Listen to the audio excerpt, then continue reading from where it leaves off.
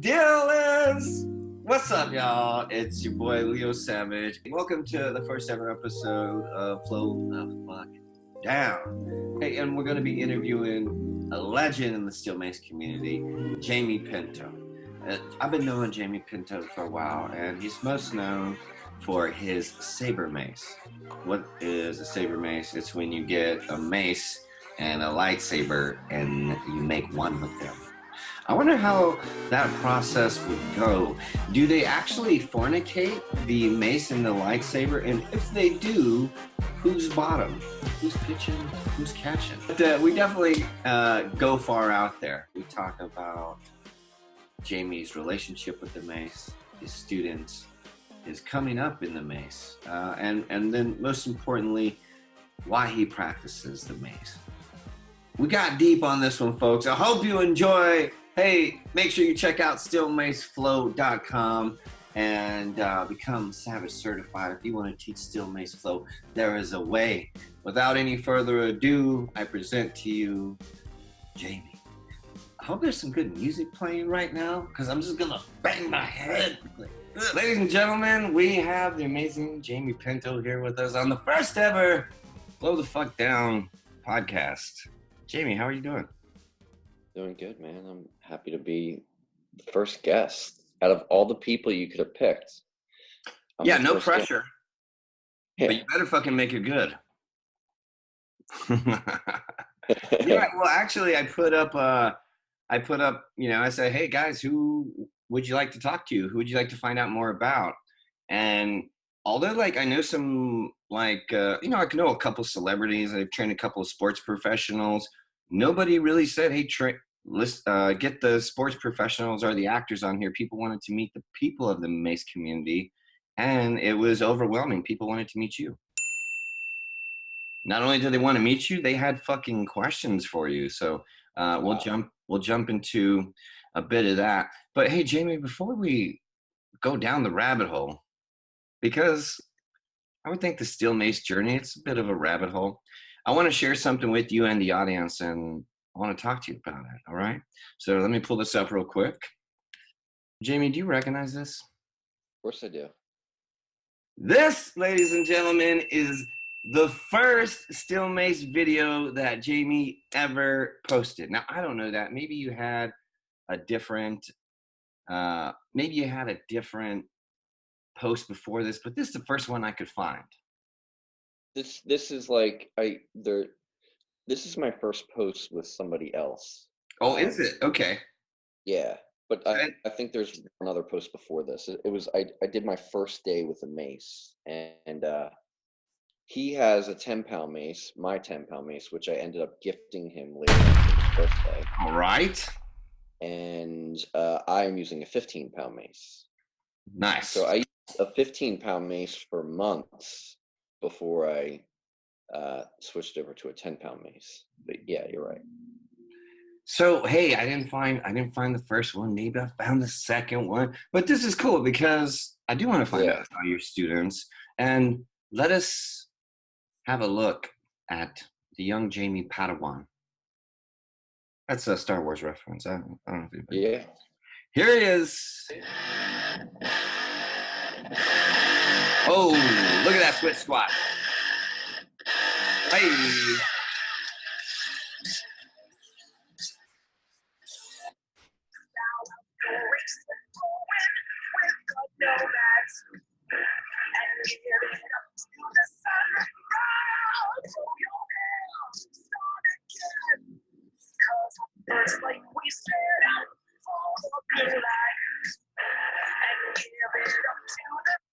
Even back in the day, right? You're putting your mace videos together. You're still an artist. You switched angles on us. It's all about presentation, baby, right? Back into it. Yeah. Here we go. I wanted him to be able to see what he was doing as well. You know what? Jamie, we got to back that one up just a bit. I just want to point out, find the right, there it is. Your student, what's your student's name? AJ. AJ's switch squat it's a little better than yours at the current moment, Coach. I agree. He's got that mace over his knees, and you're a little bit out there. Yeah, I Now, know. but this is like pre-education, right? This is you just developing a I've personal relationship with the mace. Yeah, I've had no education at this point. So, can you talk to me a bit about, reliving that memory? Here you are. So that was in February, right, of 2018, right? So over a Correct. year. When I go back and I look at some of the memories I have, especially when they have people, uh, my question is, after reliving that, how does that make you feel? I've come a long way in that time. Especially just the difference of using a 10-pound mace and a 15-pound mace to flow, we'll say. I don't To me, I look at that and it's like, I don't think that's a flow. I just think that we were doing basic exercises, but I guess we could call it a flow. We were doing continuous exercises back to back. But I wouldn't say that mentally I wasn't in a flow state, if Ah, that makes sense. You know what yeah, I mean? it does. Like, really, you bring up a couple things. Like, flow, just the word, it's so popular right now that people are going to throw flow at everything, right? Yeah. And we see it, right? Yeah. There's originally in the kettlebell, there was like sports style and then hard style. And now there's a flow style. In the steel mace, there was a traditional style like the Rick Brown thing, and then a hard style like the Viking Ninja thing. And now there is a flow style. Calisthenics, right? We've done calisthenics our whole life. Now there's a very sexy calisthenic called animal flow, right? So, but what is flow, right? For me, it just means fluid transition. And I love breaking this down to my students. In fact, when I look at what you were doing, it was a flow. Now, hey, maybe I wasn't in flow state. Maybe I wasn't like mentally on a rocket ship headed towards DMT happy land, right? But what I did see was I saw fluid transition. I saw a smooth transition from left side to right side. And we have to remember, like, a simple move like a ballistic curl, it has 5 checkpoints, right? So being able to go through each one of those checkpoints fluidly without any glitches, to me, that's flow. It's just on the micro scale versus like something like what we're about to dive into now. Right. I said, "Hey, Jamie, tell me about how this makes you feel." You said, "Man, I come a long way." Well, we just got to watch old school Jamie teaching a student, putting mace in hands, inspiring, educating. Now let's take another trip down memory lane. Now, Jamie, if you're like me, I'm a smoker, all right? Smoke all the time. I got short-term memory. Hey, listen, we gotta watch this a few times to jog your memory. Everybody's gonna be okay with that because, my friends, this is one of your most beautiful performances. This is one of your most recent posts, right? So I try to find the post that was furthest away from the nearest, and this is what we have. I do want to point out you have kept the black pants on throughout your journey. Yeah. That's kind of like your dress code, right? I do short shorts, you do long pants.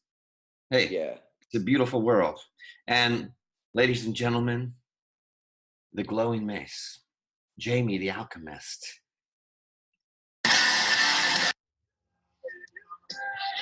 All right, hold on. See, this is where we're at nowadays, Jamie. I don't know if you guys saw that. The point. Bam! Your switch squat was mace past knees, bro. Now, Yeah. in the middle of a glowing sword swing, you just take a second to let people know what the fuck is up. Now, Jamie, That's right. let me ask you about that, right? Yeah. You're performing right there. Essentially, I am. You would say that that thing that you talked about, that flow state, I would say it's definitely in there. When you can inject your person, who you are, into your work, that's that mental flow state we have. And this is a minute video. I'm just going to watch the whole thing. Guys, I love watching this video. I watched it just so many times. There's a couple things in here. that I really love, and I'll point out to the audience. Here we go. Get it, Jamie.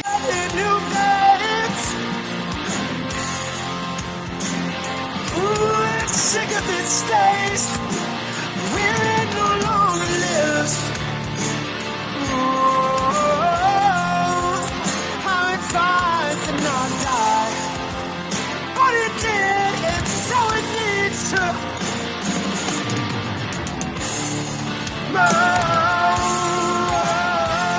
Motionless as die, motionless and high. I ain't gonna die like that.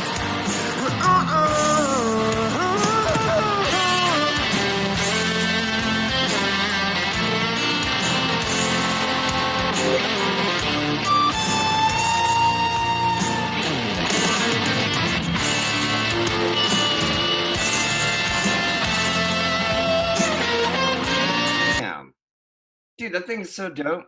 All right, let's go over a couple of things because, hey, listen, a couple of the questions I had, they're going to be in this video.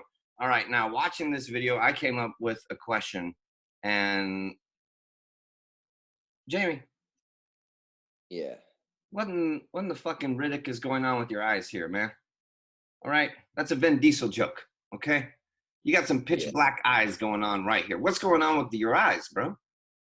I mean, there's a lot to unpack in this moment in time for me. So, this was me going for like 10 minutes straight. I just picked my favorite minute. Yeah, because it does abruptly stop, and man, you picked an awesome moment. And I just love like looking at this flow, and not only is your mace glowing, but your eyes are glowing. Yeah. I personally, I know it's like a reflection of the light mixed in with like maybe some of the editing to make the mace glow, but I fucking love it. And another thing that I really liked about this is, Jamie, you're an artist, man. Damn. And not only are you an artist with the mace, I'd say you're an artist alive. I live the life of an artist. I try and make my life and everything I do in it essentially one big work of art. If it's making a guitar from spare parts, if it's creating a program for somebody, if it's creating a flow for somebody, if it's creating a moment with friends, I'm just trying to make everything beautiful and graceful. So I'm going to agree to disagree with you. One, I agree with everything you said, but one thing. You said, hey, coach, I'm trying to do these things. I'm trying to make my life a work of art. And that's the thing I disagree with, because in fact, I look at your life as it is art. You brought up guitars and piecing them together out of spare parts. Sounds like art to me. And Yeah. it sounds like you're trying, because I've seen the process. I've seen you post guitars that you've worked on. And life imitates art, right? And the connection, it's there. And where I see it is, you do play the guitar. I mean, you thrash some like pretty heavy metal. And I've watched you play a couple times, and tell me if this looks familiar. You're playing, and then this happens. Essentially, yeah. And then this happens. It's life imitates art. You have injected your love of music into your mace. Jamie, I'm going to ask you a question, and feel free to dive into this, okay? In my experience with the mace, one thing that I've come to find with people, and this happens all the time, people say, hey, Leo, I know this sounds weird to you, but the mace makes me feel a certain type of way, makes me feel emotional. I can't describe it. It's doing something magic for me. And all, there's all these things that pour out of people with their mace practice. And here's the thing I've come to understand. Jamie, when you're doing that flow, whether it was your very first flow or this most recent one, you're in fact acting out your life. Not your future life, but your past. All those movements, they came from somewhere. In my personal practice of steel mace, creating the sword swing, the guillotine swings, the Shaolin wrist control, all those different movements, those were tools I created to help get me out of purgatory, to help get me out of depression. So when somebody, for instance, listens to a song and they hear the artist playing and they go, "Man, I feel this guy. This guy didn't make this shit up. This song, it's about his life. And I know it's about him, but I can feel it." And so you are playing a ballad with your mace, and some of those notes you're hitting, of course, were from your coach's story, and they have some ties to healing. Well, you didn't know that when you were doing it, but regardless, those two things are tied together.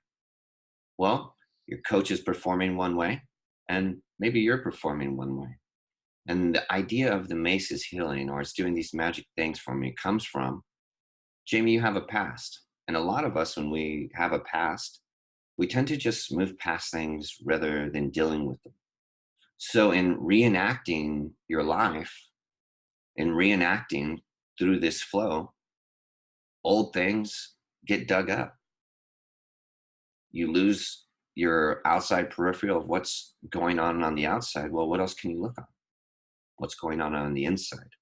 And where are all those moves coming from? Sure, there's illustrations out there and there's other people moving mace out there, but truly the movement comes from within. Jamie, tell me about how those things correlate from you. You have a past, you have a practice, and you have art. How do those things link up for you? I think it's a question of identity, and like you have to realize that I was a musician. Well, I still am a musician, but I was a musician that walked into the fitness industry. I wasn't I wasn't a strength coach, or I didn't go to college for kinesiology or any. I was out there playing rock and roll, touring around, living life on the edge as much as I could, and pushing my own boundaries of consciousness, life experience, relationships, everything like that. So, like when you see that flow, when you watch that flow, and you see me stick out my hand, like, wow, that to me is kind of like, that is the alchemist in me. Like, here we go, kids. Throwing that thing around. And I'm going to take you for a ride, while I'm doing that stuff. And it's, those movements are representative of just staying strong and solid through a whole lot of things. When you live a life that is unconventional, you have to break down a lot of things. You have to break through a lot of walls. You have to go through and cut a lot of vines in the jungle. And you may find yourself alone most of the time doing that. And people may think that, you're a little bit off or something like that, but you have to stay the course. So, with that being said, staying the course through all of those things, and experiencing traumas and joy, pain, depression, sorrow, and everything in between, all those movements are like shaking out like the traumas that you carry in your body, and that's essentially what a mace practice is for me. And when I say, the hand out front is like, that is the alchemist, that is creating magic out of the past, and that's kind of what that whole identity is for me. Man, creating magic out of the past. I mean, it's really what we do. Man, I really love how you said that, and I got to watch a video of Adam Fleury today, one of the Savage coaches, right? And he said, hey, when you watch me work out with the mace, it is the most honest representation of who I am. Yeah, I love that. And I really think that's a lot of like what me and you just touched on, balled up into one really strong sentence. Um, because when you can fall into that flow state, when you can find that flow state, that's 100% you, right? Yeah. I don't care if you're doing the waterfall flow. You ain't me. You're doing it the way Jamie does, maybe with a little spell casting. Jamie, Yeah. one of the questions that we got, we'll dive into a couple of the questions. One, all of us Steel Mace coaches seem to have an identity. I'm Leo Savage, motherfuckers. This is Jamie the Alchemist. We've got Steel Mace Mads, who we call Madness. We've got Steel Mace Mads. Fucking Gypsy. love Mads. Isn't that a great name, Madness, right? But we have all these nicknames, and the Alchemist happens to be yours. Yeah. How'd you get that nickname? I have to choose my words very wisely here. If you want to, we can choose our words unwisely here. This is a safe place. Okay. So Time's right there. All right, coach. I've had a relationship with certain psychoactive plants for a very long time. And through that relationship and ingesting those plants and talking to those plants, and being able to take them from a raw state into myself, that's what I coin taking raw materials and turning them into magic. So that's kind of where that term comes from. Okay. So a practice of journeying through psychedelics, if I'm right, Yes. has translated into your identity in your Yes. masonry. Because in a sense, you're taking, I love how you said that, raw material and going on a journey with it. Right. And I want to thank you personally because you've taken me on a journey with you. I have. First time I ever got to blast off into space was quite the magical experience. Right. And 100%, and this is actually great. I'm glad you brought this up because your Still Mace flow psychedelic experience. Exactly. So I remember some time ago, you were out under streetlight. And I love this, right? You talked about needing solitude, being by yourself, people not really understanding you. And that crosses, I think, all of the Still Mace flow coaches. And here's why. I've performed under streetlight, solo, in solitude, nobody around but my camera. And you see that all across the world. You got people in Germany under streetlight, in the dark, swinging mace. And there's this beautiful video of you.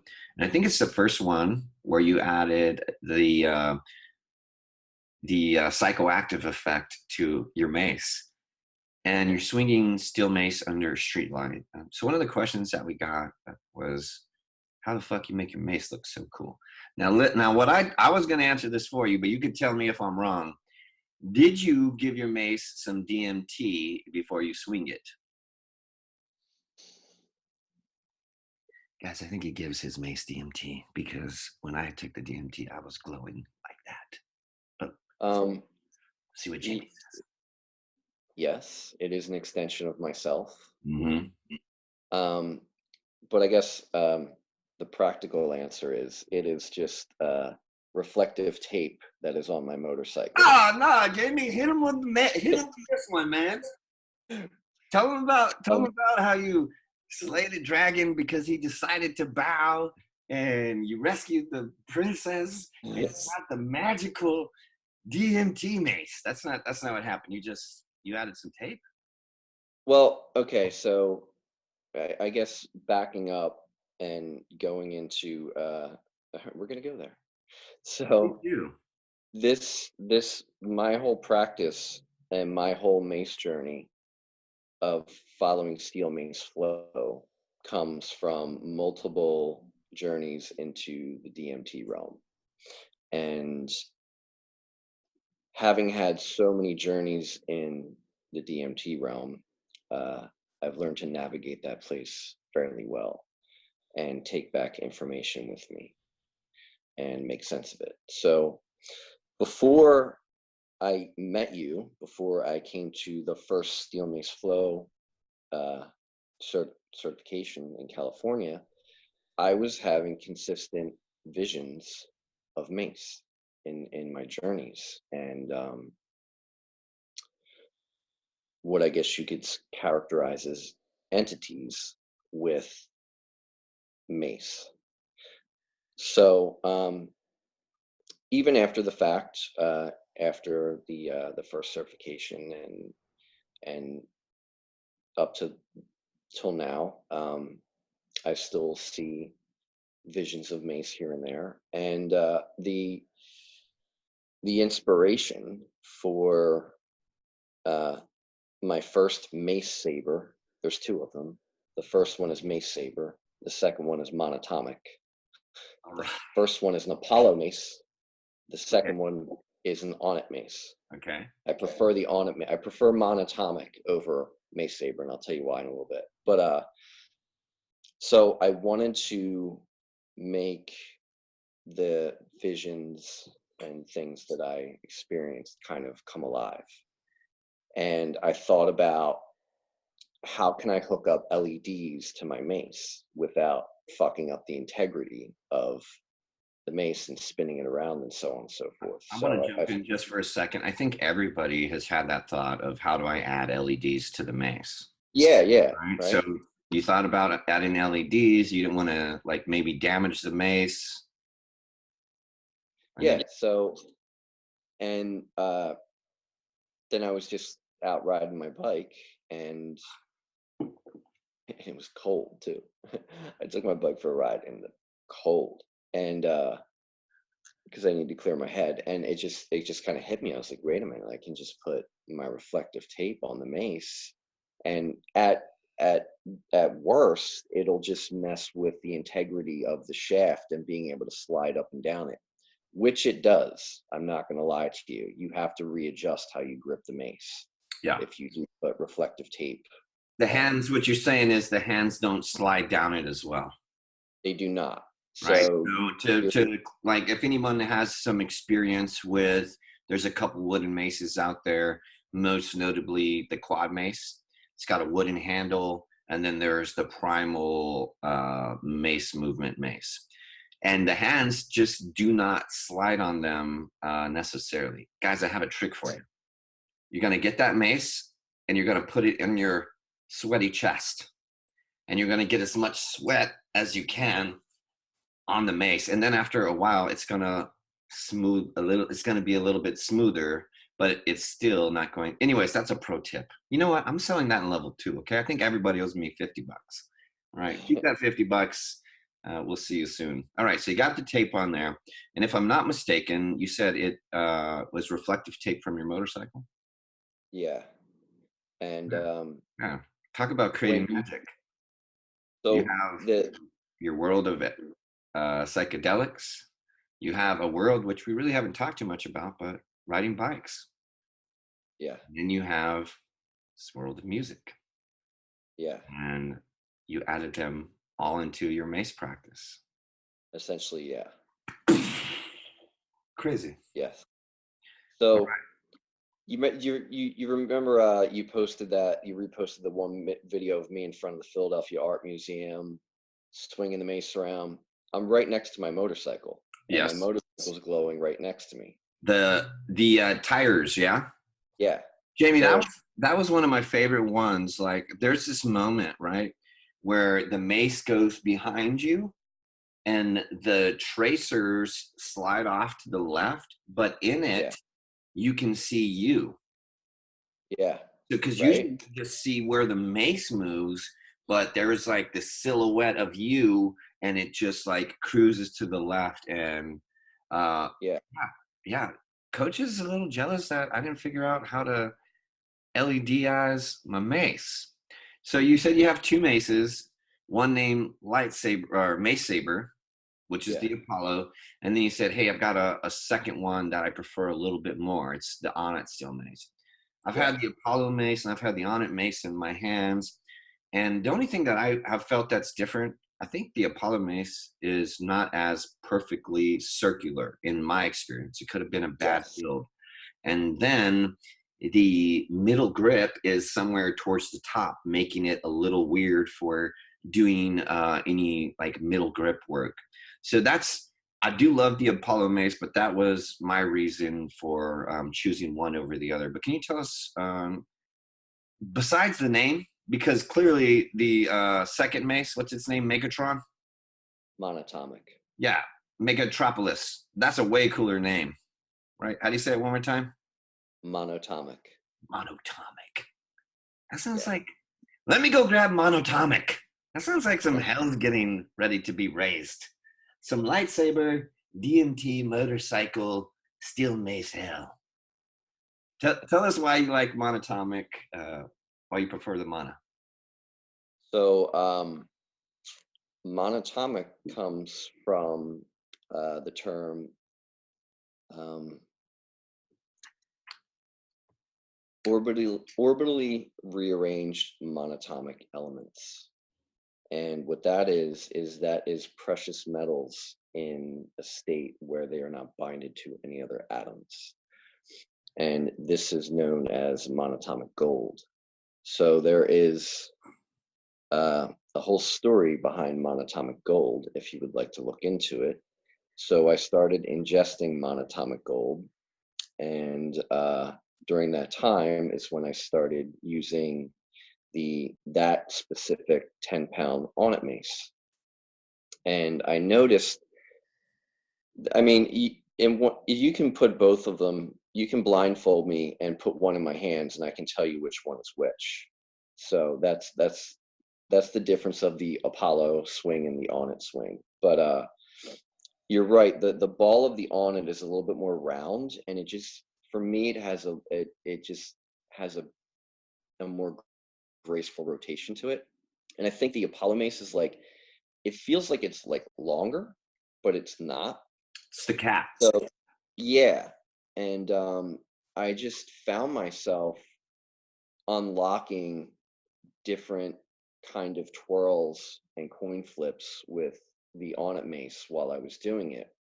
So while I started ingesting this monatomic gold and everything, sorry, man, hold on. This is so awesome. You're so heavy metal. I mean, you're heavy metal as fuck, man. Like your outfit, your tattoos, your workout, you swing a medieval steel weapon. But what you just said, and I love this, you twirl a mace. It's called a sword swing. It's called a mill. It's called executioner. There's all these badass names. Here we have this rock and roll motherfucker, and he twirls a mace. That's badass, man. Sorry to jump in right there. I just wanted to point that out, right? We talked about a little bit about creating identities, and that's an identity I really love as somebody who can be two sides of the coin. You know, like growing up, I wasn't allowed to do macho. I was only allowed to do macho shit, right? If I did anything feminine, I was a pussy, or some like LGBTBYN words. So I never really got to express myself in any feminine ways. And if I did it had to be like in a safe, protected way. And when I say like feminine, I came from an old school upbringing. Cooking was feminine, right? So I couldn't cook because, that was like the woman's job and yada, yada. So, growing up and getting out of that dysfunction, and unlearning like, hey, you can be a badass and you can still have a graceful, beautiful, feminine practice. Not saying cooking is a feminine practice, just trying to ball the story up. But I just want to point that out to the crowd, because it's important. And I think Still Mace Flow really speaks to a lot of universes crossing, and not only just like in mace work, but, in personal work too. Sorry, I kind of jumped in there. I just thought it was too cool not to bring up. Let me go ahead and ask you another question, right? So there was a time where you were an untrained Padawan. Untrained. And what did that, and then one day, one magic day, there was a moment in time where the Jamie the Jamie became certified. Now, if you guys can't tell, this is a scene from the world's best movie called The Predator. All right. There's a scene where Arnold Schwarzenegger shakes hands with, I can't think of the guy's name. I'm ruining my joke. Paul Weathers. Paul Weathers and Paul Weathers. Tall Weathers. Carl Megatron and Arnold Schwarzenegger do the bicep shake. And look at that. You don't have glowing eyes in this picture. You still have the black pants on. But there it is, the Savage certification in gold, which means you're an honors certified coach. Jamie, that was the first time I actually got to meet you. I knew a little bit about who you were prior to that, but that's actually one of my favorite photos. And I'm just going to talk about the Steel Mace Flow community real quick. Who out there inspires you? I mean, honestly, everybody. Like there's a lot of love in this community, and it's the same kind of love that I've experienced with musicians that I'm friends that I've gone out on tour with, and so on and so forth. So it's very similar to that type of love and that bonding. I would say that, I mean, I can rattle off everybody. Like, all right, let's go 3 people that you really love. The legend, Matt Macepick. Oh wow. He's just let's take a second. Whoa. Macepick. Man, that guy is, you know, you two would make a good duo. You know, you guys have a lot of the same practices. Matt has a motorcycle. All right, it's like an electric hop to and from bike, but still, he's got wheels, man. Yeah. He plays the guitar. He thrashes like a motherfucker. He's got a beautiful sword swing, just like you. But I think you got Matt beat in this one. All right. So Macepick, and we all love him. I actually just gave him his certification yesterday. So shout out to Matt Hamilton. All right, we got Macepick. Adam Fleury. I mean, I just, every time he posts like an instant, like a story of like 10 minutes of him doing the flow, that's essentially how I learned how to do what I'm doing. It's just, I would just go in as deep as I can, mistakes and all, and start unlocking moves. And by unlocking moves, you're unlocking your own moves. The more time you have a mace in your hand, you know? And Adam has unlocked a lot of his own little nuances. And I love watching the things that he does because he's just a fucking animal. So I had this experience with Adam, and so you were there. You were just like maybe 8 hours late. I'm talking about New York. Jamie wanted to surprise everybody and show up to a certification. I didn't want me to tell anybody. You know how hard it is for me to keep information in, but I managed to do it. And I got to flow with Adam Fleury, and it was the first time I ever met Adam. And so Adam has this nuance, this thing you talked about.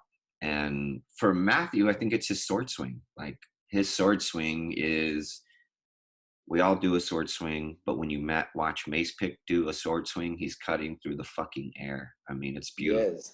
Yeah. And then Fleury. So we talk a lot about like having a vertical spine for a lot of different reasons. So you won't hit yourself in the ass when you're doing 360s, so you can protect your low back, so you can get to know your spine, whatever. I asked Adam to flow with me, and I said, Adam, you take the lead. I'm going to copy you. And Adam does this thing where he grips his mace, and before he flows, he like folds over it. Yeah. And I let Adam take me there. Sure, it's like kind of out of the realm of like creating straight lines. And I saw Adam like, I'm going to flow with my coach. And he did his Adam, I'm going to fucking pour myself into this mace and see if it can take what I got today. All right, can you take what I got? And I got to fold over with him. And I was like, oh yeah, this is what Adam is like known for is like the passion that he injects into it. There's little nuances, those little personalities. Can you maybe give me an example of something that Adam does? You brought up nuances that makes you really into his work.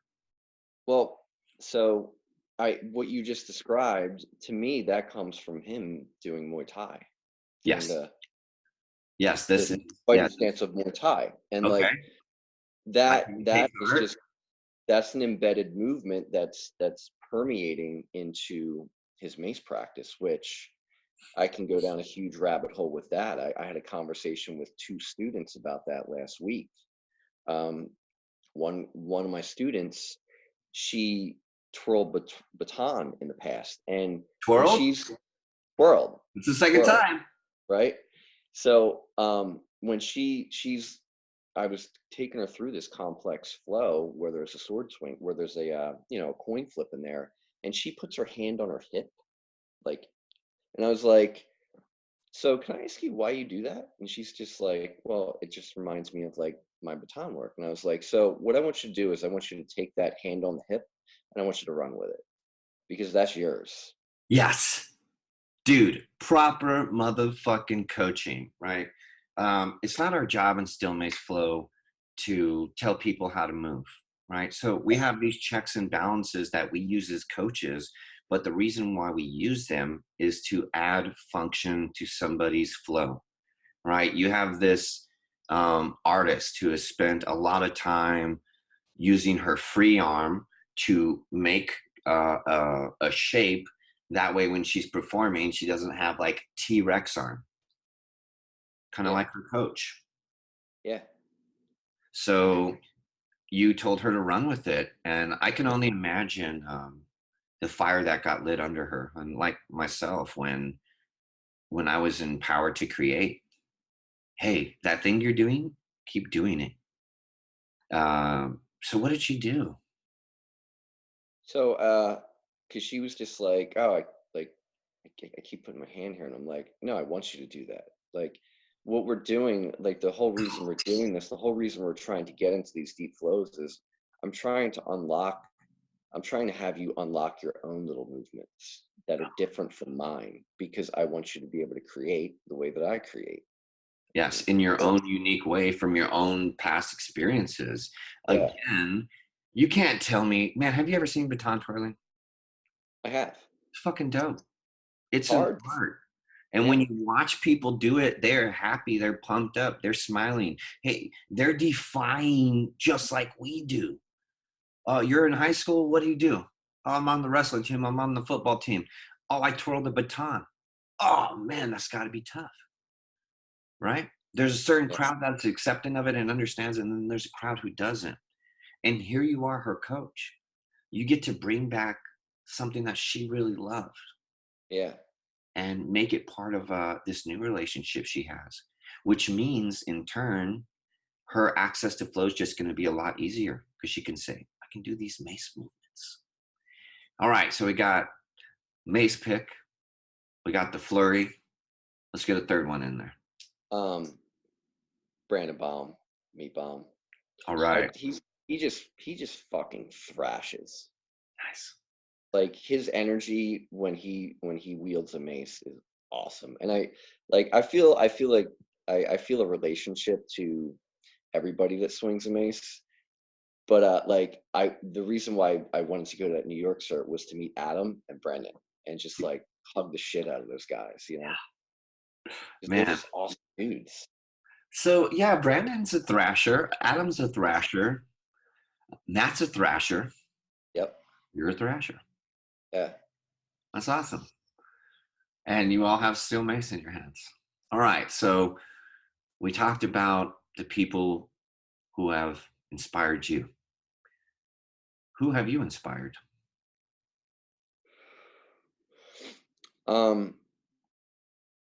There's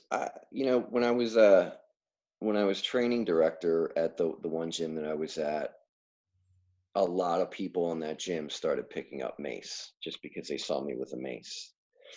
And I took videos here and there of people just like trying to do 360s and stuff. because they would see me do 360s, and I put together like a little compilation of like, you know, just me being around in this gym, swinging mace has kind of like grown a little seed here. And since I've been in, South Philly teaching mace class, and in Manayunk teaching mace class, students that have shown up consecutively and multiple times, and they start to learn some things, they bought their own mace.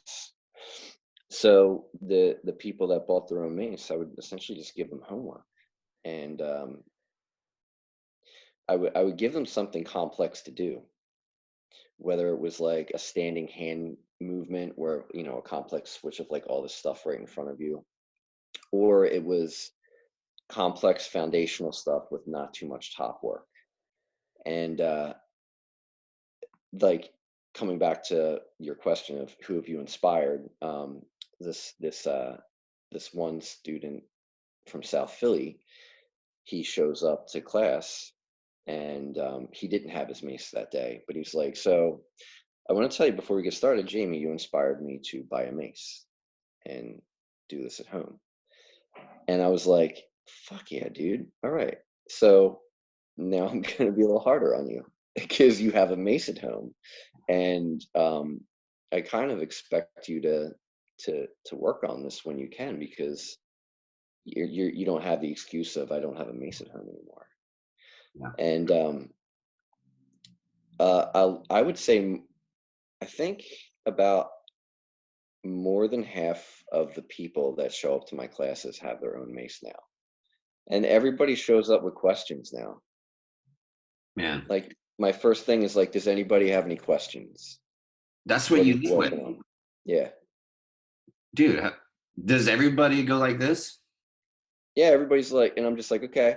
So, and I had to, at first when I was doing classes, I was having everybody follow me and like doing foundations and like teaching like, steps 1 through dragon and basic arrows and uppercuts. But now, depending on what I gave for homework, I'll separate 2 or 3 people in a class, and I'll like say like, okay, you're going to do this, do that in the mirror.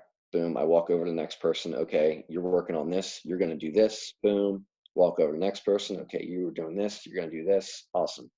And I'm circling around, doing little switches like, okay, put your wrist like this, elbow out here, and just like fixing it for them so it can be visually stunning for them when they look at it, and also activate the right muscles. Man. And then, I'm just like, okay, guys, you got your homework. Now we're going to do group flow, and I'm going to do it. We're going to build on what we did last week. It's just going to be a little bit more complex. So I'm giving them flows that are actually allowing them to create their own roadmaps as well. So I'll do a flow, and then in the middle, I'll say, okay, so here we are in the middle of this flow. If I just switch to here, this sends me off in a completely different direction. So this is what I'm trying to teach you. I'm trying to teach you the roadmaps of this and to find your own map. Man, what a great prescription. And, I think a lot of people, well, I know this for a fact, right? In my experience, the students that I have, they come in and they get the information, and then they say, well, what do I do with it? Well, of course, you delineate it, you start teaching it, you implement it right away. But what does a class look like? And so I really appreciate that you shared your experience with class. Now, there's a way I teach class, there's a way you teach class, there's a way you teach class based on the environment. And I love this, right? Now, if you're a mace coach out there, listen to what Jamie's doing. One, he has a group setting where everybody's safe, right? He's formed a tribe of people who about half of them own mace. And that's great as a trainer. It increases your chances of when you give somebody homework, they actually do it. So what does the homework look like? Well, that actually comes in form of warming up our minds in class. See, I understand that everybody's at a different skill level. So Jamie's breaking up people into different groups and saying, here's things that you can all work on, because you guys are all at different speeds. And then taking everybody and putting them in a group setting and then saying, that stuff that we worked on, you can work on that at home. Now let's all flow together. And I think that's a beautiful representation of a class. And yeah, thank you for sharing that. Whenever I teach classes, I beat the moves in them that we are going to do in our flow, right? So we're going to do a bunch of switch squats because they're part of our flow. We're going to do a bunch of 360s because it's part of our flow. And I think that's a healthy prescription, right? Like, I love the old saying of like Bruce Lee, right? I love to quote Bruce Lee. Bruce Lee said, I don't fear the man that knows 10,000 kicks, but practice one kick 10,000 times. Well, Bruce Lee knew more than one kick. So what did he do after the 10,000 kicks? Well, he took that education and he implanted it permanently into him so he could call on it at any time. So getting those reps in, those are the 1,000 kicks. And what's at the end of that reward? Flow. You want to do the move until nauseam, until you can do it at any time. So that's one way that I like to do it. I drill it in a more high beat, let's go, let's push type of manner. And I've talked to you in the past. I said, Jamie, don't you ever fucking crush somebody with the mace? And you said, no, I don't. And here we are sometime later, and you say, does anybody have any questions? And that's how you lead your class. So for some time now, you have been teaching the education of flow. You haven't been in a traditional sense of working out, like in a HIIT class. You haven't been fucking people up. And what I mean by fucking people up is like making it a grueling workout, making them feel it. Well, you're making them feel it, but maybe you're making them feel it here and here rather than, in the body. I've made him feel it in the body too. Yeah. Okay, so you do crush some people. I like to say I like to take people to the edge. All right. And then they feel like they're gonna fall off, and I just bring them right back, and I'm like, okay, guys, so I just took you to your edge. Now I want you to push it further for yourself. Nice. All right. No, one more question. Well, we got a couple more questions for you. All right. We've talked about inspiration. Who's inspired you? We've talked about who you've inspired. And in a way, we already talked about education. The next thing to talk about would be putting mace in hands.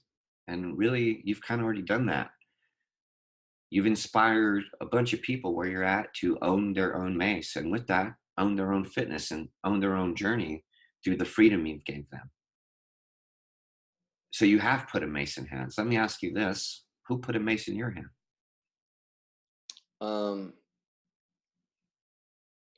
I would have to say that the person that put a mace in my hands was one of my gym mentors, and childhood friends / schoolmates. Getting into the fitness industry, he's a well-known person. He was a strength coach on the Sixers while Allen Iverson was on the team, and he's been doing his own thing for years. And me walking into the industry, I asked him, like, what's my first step? So he tells me, okay, so you want to go get your NASM and then come see me. So I did. And then I did like a little mentorship with him, and he turned me on to like stuff like Dan John and so on and so forth. So that formed my foundation of like strength training and stuff like that. And then he was like, I think you should pick up a steel mace. And I was like, okay, and I knew what it was. I saw Isak doing it, and I was already following Isak, and I thought it was like really intriguing, but it didn't quite click as to what he was doing until I got my own. And then so all I did was essentially watch what Isak was doing and try and emulate that with 15-pound mace. Mm-hmm.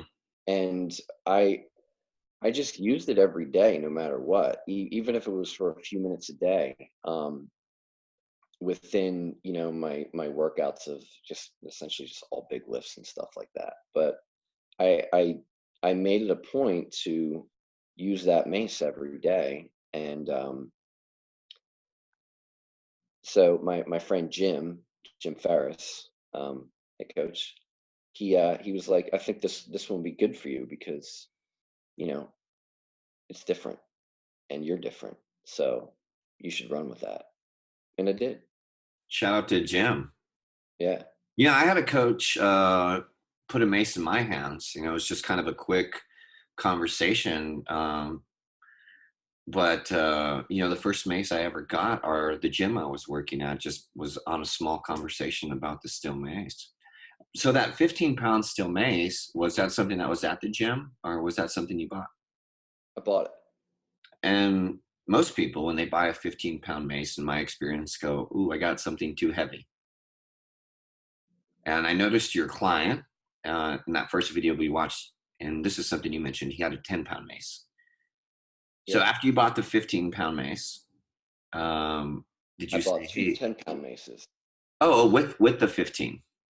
I bought the 15 first, and Okay, as I was using the 15 and getting like comfortable with it over like the course of 2 months, then I bought two 10-pound maces so I could, you know, essentially do that hard style while somebody followed me with a 10-pound mace. gotcha. And I used the 15-pound mace. And the only reason I was using the 15-pound mace because I wanted those gains. Yeah, well, that's the reality of it. Like, Yeah. you know, even though we some flow people, we do some flow stuff. The so I have a super buff picture of you, but I'm not gonna be able to find it because Jamie, under all that black and hair and tattoos, you're a fucking buff guy, Thank you. right? So what got you off of the 15-pound mace? I wanted the gains. Well, so the thing was, the thing that actually got me off the 15-pound mace, funny story. I ended up at I all right, we're gonna go here. I went to the beach with my cousin and we took a bunch of mescaline, and I had the 10-pound mace in my car. And I I went on the beach and I was just basically going back and forth in step two and doing these hand transitions of, you know, back and forth with step two before I knew it was step two, and trying to make it nice and smooth. And like, there's a video of me on the beach, and you know, I'm just starting to come up and everything. And my friend asked, he's just like, what are you doing? And I was just like, just make it look sexy. So I'm just like going back and Yes. forth with it. And yeah, so from then on, that's when I was kind of sticking with the 10-pound more. I was still swinging the 15-pound for 360s and still doing uppercuts and stuff like that for gains. But the more you know, the more experimental stuff of like trying to do, it took me a while to learn to do a coin flip. Because that was when I saw you doing coin flips, that was the thing that really pulled me into steel mace flow. Hmm. There's nothing quite like seeing someone do coin flips with the mace. For me, that's my favorite thing to see people do: coin flips and twirling the mace around. And Coin flip twirl um, combo. yeah, that's one of my favorite things to see, because I feel like you kind of enter a different space when you get into that. That to me starts to open up roadmaps. You know, it's a 'Cause lot you have like to, orbit, right? yeah, Like you're the sun, and the globe, the steel chunk on the end of the mace, is Earth, and it has these like perfect rotations, and then every now and then you defy gravity. You yeah, send that thing out of orbit, and it's going to fly and land wherever it wants to. Um, the coin flip and sword swing. This is, and I hope this doesn't ruin the question, but a couple more questions. What's your favorite move? um so I don't know if it has a name, but I do like a triple twirl. So it's like a twirl in my thumb, a coin flip, and then like a wrist twirl. So it's three different twirls in one. And I do one So I do we one actually high. call that one for level 2. It's one of our flows, right? Like that skill has to be something a mace artist, which is the name of the level 2 program, mace artist, It's called the sword volley. Okay. Because there is a sword swing up, sword swing down, and you actually hit those 3 planes you're talking about. There's one in the front, one on the side, and then one in the back. So I think you're almost ready for level 2. So, hey, maybe your favorite one to see is some type of release and some type of catch.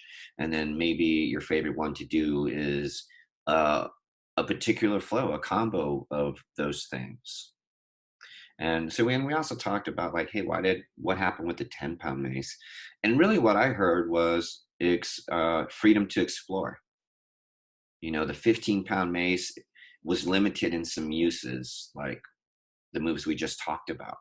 Not saying you couldn't do them, but the speed of adapting and actually getting that mace to fly into the air, a 10-pound mace is going to provide a lot more freedom. And as humans, and you talked about this a little bit, we just talked about it in another way. Psychedelics, journeying into the subconscious or out of this realm. We love the journeys. We love the unknown. And the beautiful thing about that 10-pound steel mace is there are no rules. You can go wherever you want. You can go on a journey. And with less weight to travel with, there are more things that can be unpacked. All right. Time for Mace IQ. Are you ready, Jamie? The Mace IQ portion of this podcast, we're going to ask you some Mace questions, okay? And we're going to see the Mace IQ of the Jamie. Question number 1, are you ready? Yeah. Spell Mace. M-A-C-E. Bam! See, this is going to be easy, man. You already got 1 point, all right? If anyone's keeping score at home, Jamie's IQ is 1 out of 1. Where did the mace come from? That's debatable from where I've been. All right. Hey, dude, that's so cool. That's so cool. Go for it. Okay, so if we're gonna, all right. So I'm actually on my own little kick with this. You remember the hieroglyphic that you posted? Yes. With the arrow with the mace? Yes. I think I've seen him.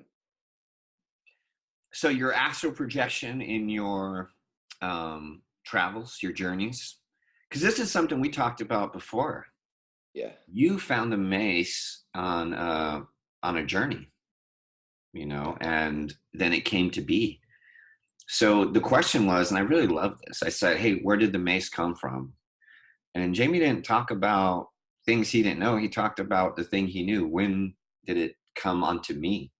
And it come to you in a vision. Mm-hmm. I can tell you about that vision.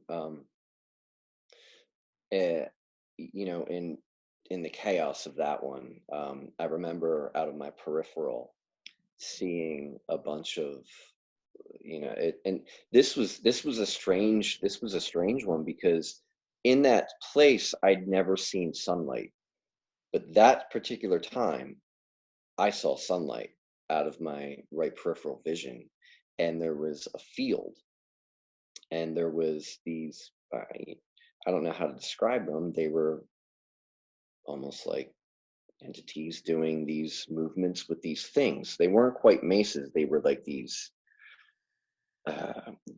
like moon shaped things, but they were moving them in a circular fashion, the way we move mace. But in front of me, this big masculine figure with a headpiece on kind of had his big mace glowing thing, kind of like leaned down and just, hello there, and then stepped back, and yeah, I kind of came out of it. But when you posted that picture of the, you know, pharaoh with the mace, I was just like, I think I know that guy. So, you know, if it goes back as early as that, whoever that is, I'm gonna say that's the dude for me. Bam! So guys, the score is 2. All right. Where did the mace come from? Jamie's imagination. All right, Jamie's spiritual journey, Jamie's trip. If you will. It didn't come from the Pharaoh or the Persians or the caveman. It came into reality when it came into reality. So, Jamie, good job. Next question. Who was the first person you saw flow with the mace? So I would say the first person that I saw in a flow state with the mace is you. The first person that I saw flow with the mace was Isak. Okay. And you are also correct on personal introspection. You answered your question correct. And actually, you said, two different things of flow. And we'll get into that topic just here in a bit. Let's ask you a couple more mace questions. Who, in your opinion, is the most badass female mace heroine out there? It's got to be a tie between Kelly and Serena for me.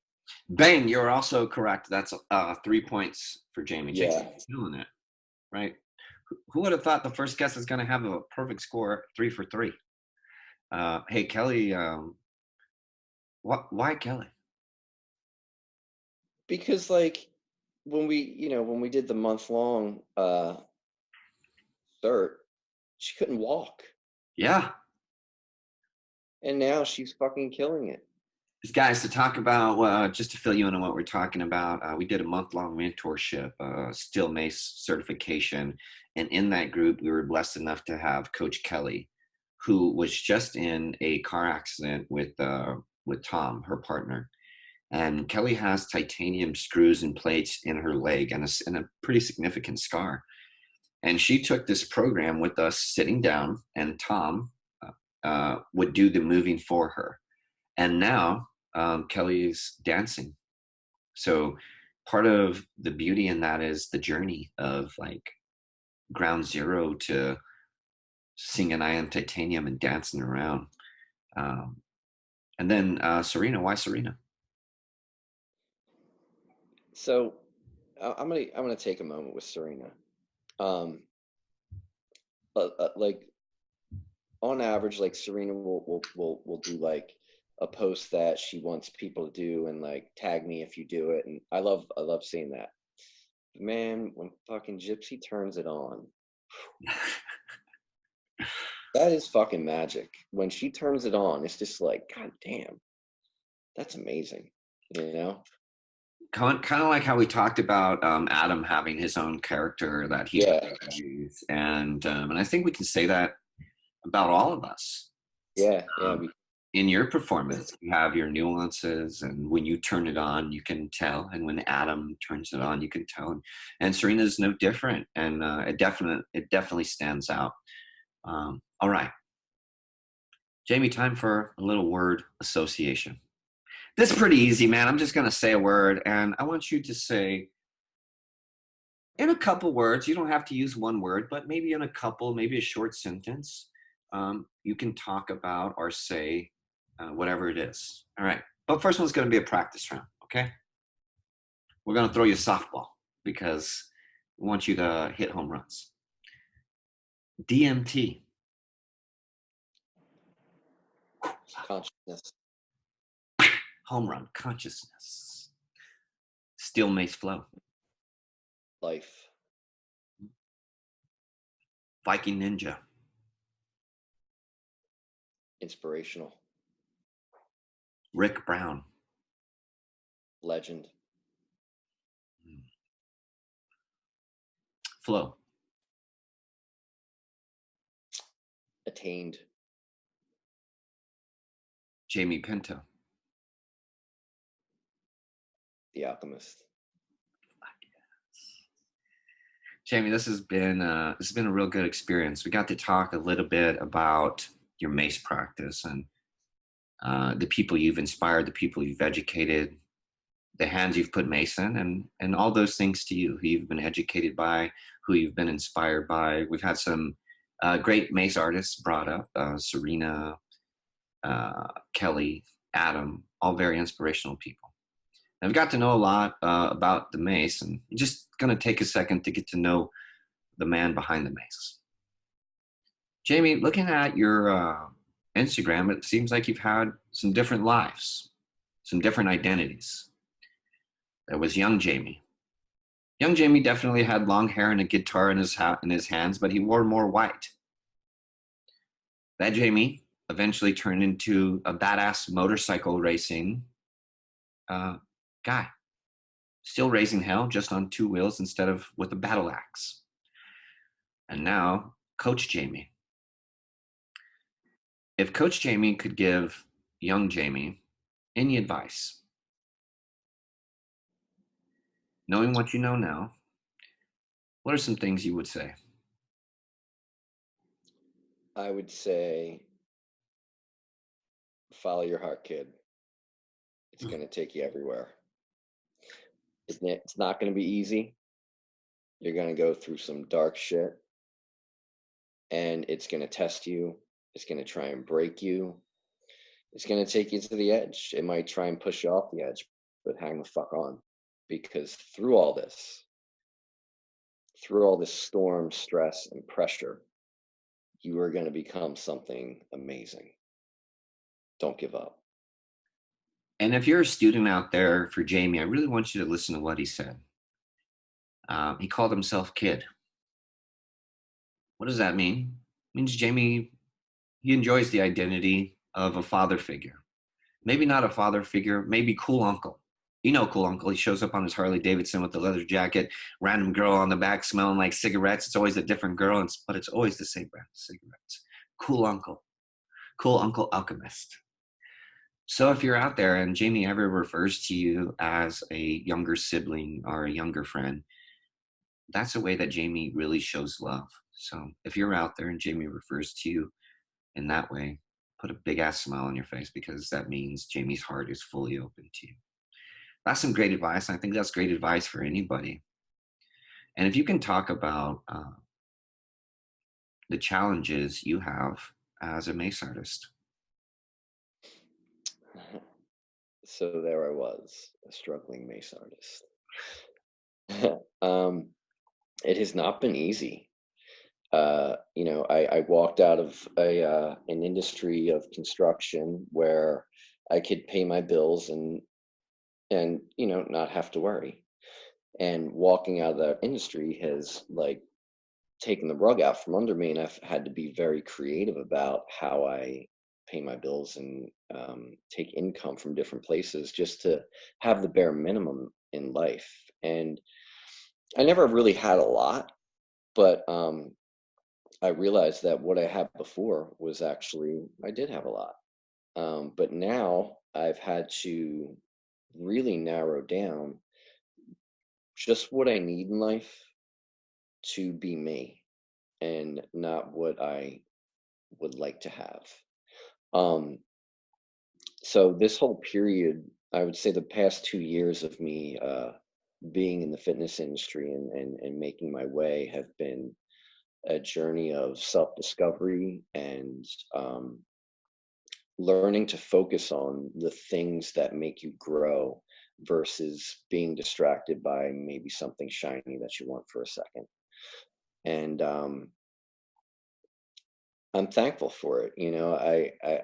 I've been thankful for this time because it's made me grow exponentially, and it's kind of opening up a path for me that I need to walk. And it is a very rocky path to walk, but I'm actually honored to be the one to create that path here in Philadelphia of Steel Mace Flow, because it's an open city, and I have a lot of things planned for the future of Steel Mace Flow Philadelphia. You're going to start seeing me do flows at Philadelphia landmarks and so on and so forth, and I'm going to do it right. You'll see. Yeah, you definitely do it right. So hey, when we did word association, I talked about a couple of the legends in the Steel Mace world, and you called one of them legend. Rick Brown, he's a legend, right? And when I brought up ESIG, we said inspirational. One coach we didn't bring up, myself, the flow coach. And I don't need you to pat me on the back or give me any compliments. So we'll ask the question a bit different. You're certified in a traditional mace style. Matter of fact, you got certified from the legend himself, Rick Brown. With as much practice as you've done with the mace, I'm fairly certain that the Viking Ninja workouts are ideologies you can definitely obey and do. When I look at your mace work, I don't see a lot of Viking Ninja, and I don't see a lot of tradition. I do see a lot of steel mace flow. Now you have a very inspirational figure, you have a legendary figure, but you choose to walk a separate path. And by the means that we said, it's probably a harder road to travel. It's undefined, it's unruly, it's fringe. Matter of fact, we break a lot of the rules of the fitness community. Can you tell us why you choose to swing still mace flow? Why you choose to teach still mace flow? Okay, so we've actually had this discussion before. I've gone over this before with you, and we have to go back in time to the night after Rick's cert, when we were all together in back of your Airbnb in California. There's 10 of us, right? 2-day certification. And I invite everybody over to the Airbnb. We had the whole Canadian crew. Jamie came over. William Solis came over. CJ came over. I'm just trying to set the mood. Mark the Eclipse was there. Yes. Yeah, Mark was there. And we all come over and we shared some really important time. So when we were together in the Steel Mace, I really controlled the environment. You kind of had to do what I said. And then we got into this neat environment and everybody started sharing. And I got to sit back and not be the coach. And instead, I got to be a student and learn from all of you. And this is one of the things I learned. And Jamie, I'm sorry to cut you off, but please jump in. So, I remember, I'll never forget that life, because I had like a moment of transformation that night. And that night was essentially when I knew that I was going to be doing steel mace flow. And it was like Mark, the Canadian crew, William Salas, CJ, and me, and you and Serena, and everybody's kind of telling their story, and like people opened up, and it was very emotional and everything. And like CJ was telling his story, and then like I was last, and I absorbed so much of what everybody was saying, and it was really hard for me to kind of keep myself together.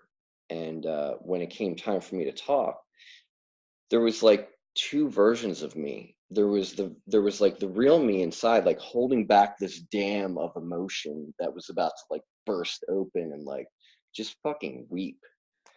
And I've been used to being stoic my entire life, for being who I am and doing what I do. And I actually didn't let myself have that release. And the front part of me out front was kind of on autopilot, saying like how I've had a hard time finding myself in the fitness industry, and I feel like this is kind of, I feel like I feel connected to all of you because we're all kind of like different and everything like that. But I felt like after I spoke, I kind of lost everybody, and I was just like, I should have just kind of like let that dam open and like had that release and had that emotional release. And like I regret that moment. And that to me was like, you have some things inside that you are holding on to, and the synchronicity of you coming to this event, or me coming to this event and being with these people, has invoked something in me. And this is I have to work on this. This is evidence to me that I have to work on this very deeply. And since that day, I really haven't let up. I was on the flight home, like, kind of going over that night and that moment and everything, and just everything that I was feeling, because it brought up like the last 4 years of my life, and the last 4 years of my life have been like, I mean, that's a part 2 and part 3 podcast. But that was it. That was the moment for me. It was just like, this practice, what you just went through, and like, your cert is not fucking easy by any means. Like, It's not easy. Still makes it look super easy. You lunge for hours, like you really take us to the edge, and that made me realize what my edge was. If you remember, while you were watching me finalize the last tall or small to tall in the masterclass flow, my legs felt like they were going to explode, and I was like, you are going to make it through this. You were going to make it through this. You were going to make it through this. And I did. And you were like, you got it. If you remember, I literally fell to the ground, crumbled, and grabbed my legs, because my legs cramped. Like, it felt like my legs were going like this inside. Yes. That's what it felt like. And I never felt like that before. And I've been working out my entire adult life, and I never felt like that before. So just the combination of all that stuff and all the people there, and that was it.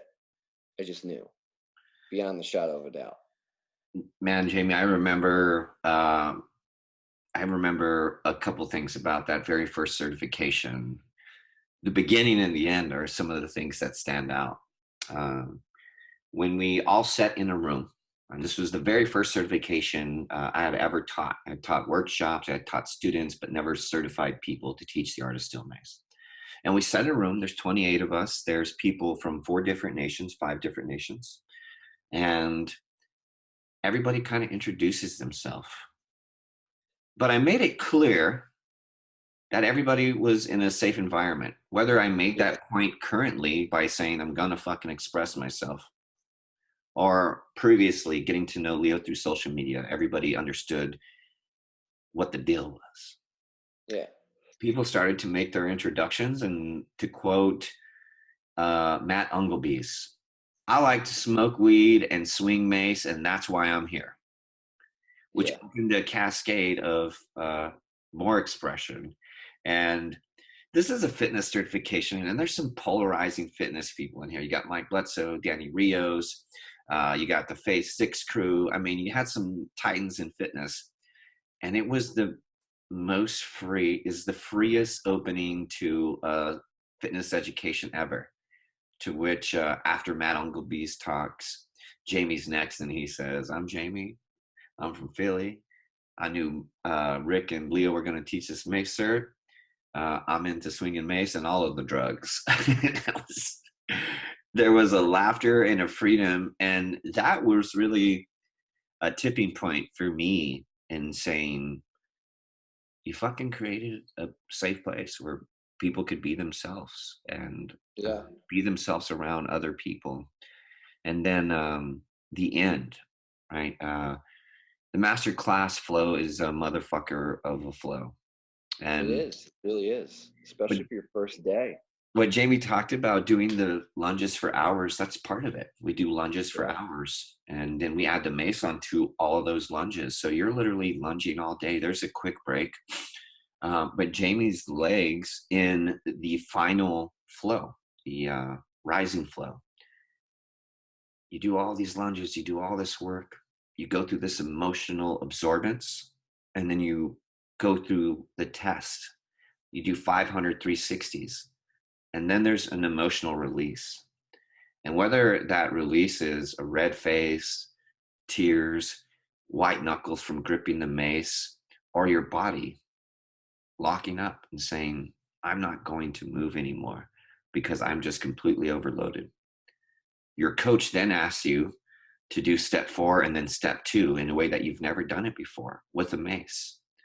And in a sense, you have to step over your own feet to be successful after we've uh, hit your legs with the baby deer syndrome.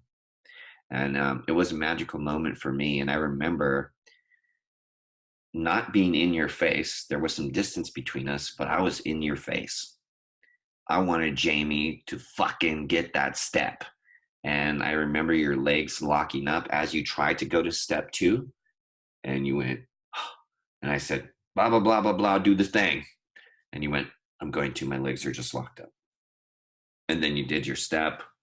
You got your masterclass certification. And we're all better for it. Not just for that, but your whole story. All the things you've had to endure. Jamie, I'm going to leave you with this. A lot of times we apologize for the bad things that have happened.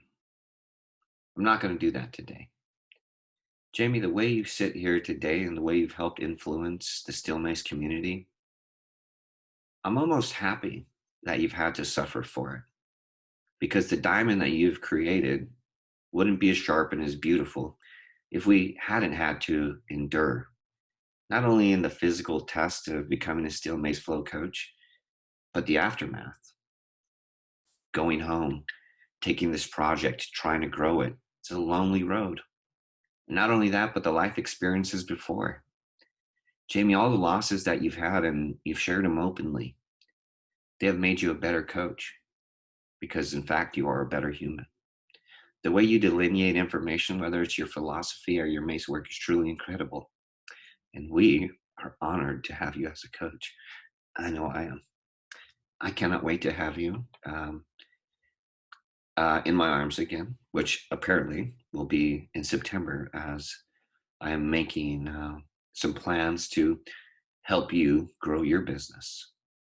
And you do work at Philly Charge, which is Philly's Mace Mecca. Quite a beautiful place. I can't thank you enough for being with us today. I will go ahead and let you say any parting words you would like. So I guess if so I'm gonna start doing online Zoom lessons if anybody's interested in that, because of, I feel like we each have each coach has like our little nuances, right? Yeah. And there's a lot of those little nuances from each coach that I'd like to learn.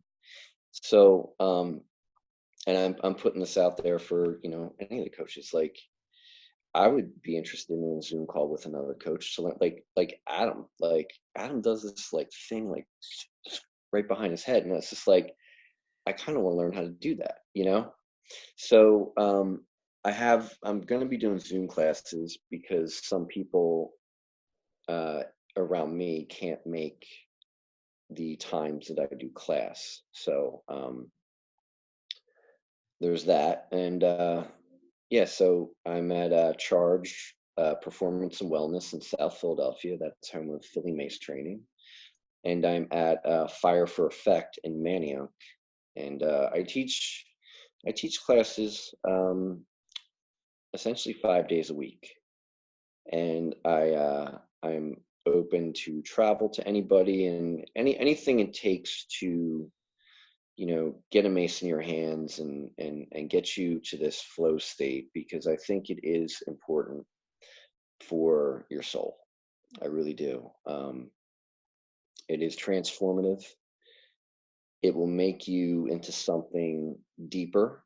You will have a far deeper connection with yourself, and you'll have a far greater appreciation for how your body moves, works, and you'll be thankful that your body can move and work the way that it does, because I think we take that for granted most days. So yeah, I'm in a band called Desert Hands. I'm Okay. also in a band called Witch Fist. I was in a band called Val de Val. So I kind of have a rich music history as well, in Philadelphia, and touring around and doing all that stuff. And yeah, I've lived quite a life for almost 41 years old. And yeah, I have a rich history of relationships with psychoactive plants as well. So if you have any questions about those journeys and those realms and everything like that, yeah, DM me. I'm available for info with that as well. That's the world we live in, right? The freedom we've created. You can train with Jamie if you're local, and if you can't train with him locally, he's got a great setup where you can jump on an online call with him, and you can train with Jamie anywhere in the world, as long as you got some Wi-Fi connection. And hey, we all need champions. We all need heroes. I love smoking herb. I smoke a lot of weed. And I can't tell you, ever since I came out about my medicine use, how many people have reached out to me and said, I have the same practice. I just keep it in the closet. I thought it was bad for you. So here having a hero who has some journeys in plant medicine and in life. Sounds like the proper steel mace coach. I mean, cool uncle as fuck. All right. Thank you so much for joining us, man. I absolutely love you. It has been real. Too, man. And we will see you another time. Take care, my friend. Take care. Bye, guys.